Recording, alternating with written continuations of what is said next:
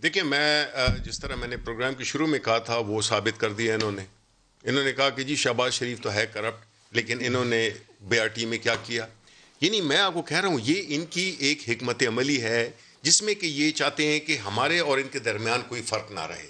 یعنی کہ چور خود تو یہ مان چکے، پھر یہ ثابت کرنا یہ چاہتے ہیں کہ چونکہ ان کو ایک ڈفرینٹ لیول حاصل ہے، ان کو اس لیول پہ لایا جائے کہ جس میں اچھے برے میں تمیز نہ ہو سکے.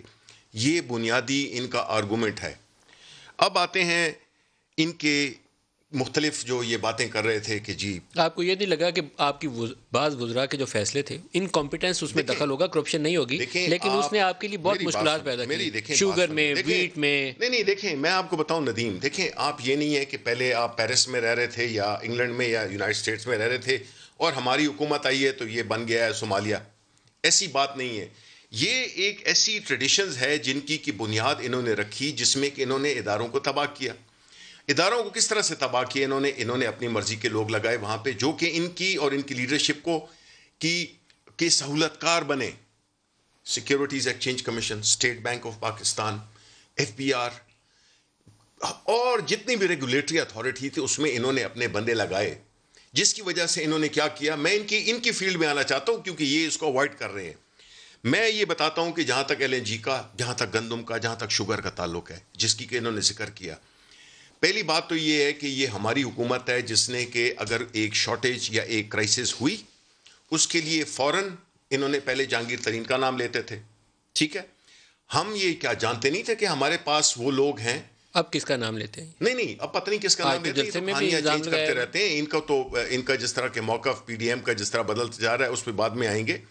انہوں نے ایک ایسی صورتحال پیدا کی جس میں کہ جہاں تک کہ سر آپ کی حکومت کرپشن کر رہی ہے کہ نہیں کر رہی؟ شوگر اور ویٹ کے دیکھیں میں آپ کو بتاؤں، جب پرائم منسٹر پیسے نہیں بناتا، جب پرائم منسٹر کسی ملک کا کاروبار نہیں کرتا، تو جب وہ خود نہیں کرتا تو وہ کیسے چھوڑے گا؟ اپنے وزیروں کو کیسے چھوڑے گا؟ اور جو اور لوگ ہیں اس کو کس طرح سے چھوڑے گا؟ ہم تو وہ لوگ ہیں جنہوں نے کہ پارٹی کے سینٹ کے الیکشن میں لوگوں نے پیسے لیے، ہم نے سٹنگ ایم پی ایز کو ہم نے نکال دیا. بیکاز جب ایک پارٹی کا لیڈرشپ جو کہ مانا ہوا ہے ایک صادق اور امین ہے. ایک سوال پوچھ لوں پھر میں مفتاح سے پوچھوں گا. نہیں مفتاح سے پوچھیں، آپ نے 2 ہیلتھ منسٹر پرائم منسٹر نے چینج کیے. بالکل. دونوں کے اوپر چارج آپ کو معلوم ہے کیا ہے؟ ٹھیک ہے. آپ کے جہانگیر ترین صاحب ایک کی لیڈر تھے آپ کے، ان کو ہٹایا گیا، وجہ آپ کو معلوم ہے؟ دیکھیں فائنانس منسٹر آپ کی حکومت میں آتے ہی 8 ماہ کے بعد تبدیل ہوئے. جی کیوں تبدیل؟ کون تھے؟ اسد عمر تھے. کیوں تبدیل؟ آپ کہہ رہے ہیں کہ وہ کرپٹ ہے. میں نہیں کہہ رہا. تو پھر آپ تو تاثر یہ دے رہے ہیں. کیوں تبدیل ہوئے؟ نہیں کیوں تبدیل ہوئے ہیں، دیکھیں میری بات سنیں آپ.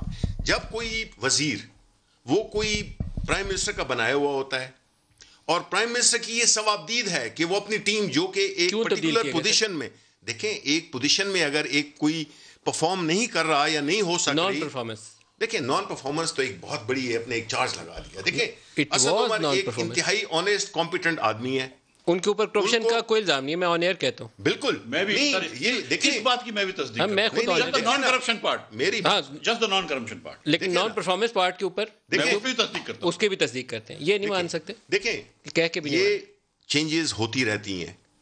کل مجھے ہٹا دیا جائے گا، آپ کہیں گے کہ یہ کرپٹ تھا یا انکمپیٹنٹ تھا. ان میں سے ہو سکتا ہے کہ میں اس میں کسی ایک رول اپنا. 2 ہیلتھ منسٹر کیوں تبدیل ہوئے؟ جی 2 ہیلتھ منسٹر کیوں تبدیل ہوئے؟ دیکھیں تبدیل ہوئے ہیں، یہ پرائم منسٹر کی ثوابدید ہے. وہ تبدیل کر سکتے ہیں کہ نہیں کر سکتے ہیں. انہوں نے کچھ کہیں گے سر؟ نہیں میں ایک سیکنڈ نا، میں let me just finish. L N G کی بات یہ کر رہے ہیں، یہ ایک بڑا ایک ان کا ایک کام. آپ نے شاہد خاقان جو ان کے گرو بنتے ہیں ایل این جی کے، ان کا حال آپ نے دیکھ لیا کہ جو ان کی جو ڈیبیٹ تھی اس میں یہ ثابت ہو گیا، جو کہ اسحاق ڈار کی انٹرویو میں ثابت ہو گیا. یعنی یہ ان کے ہیرے ہیں. اس میں کیا ثابت ہوا؟ میری کیا ثابت ہوا ہے؟ آپ نے اسحاق ڈار کا انٹرویو دیکھا ہے؟ میں نے اسحاق ڈار نہیں، شاہد خاقان میں ان کے پاس کوئی آرگومنٹ نہیں تھا، آخر میں وہ لڑنے لگے.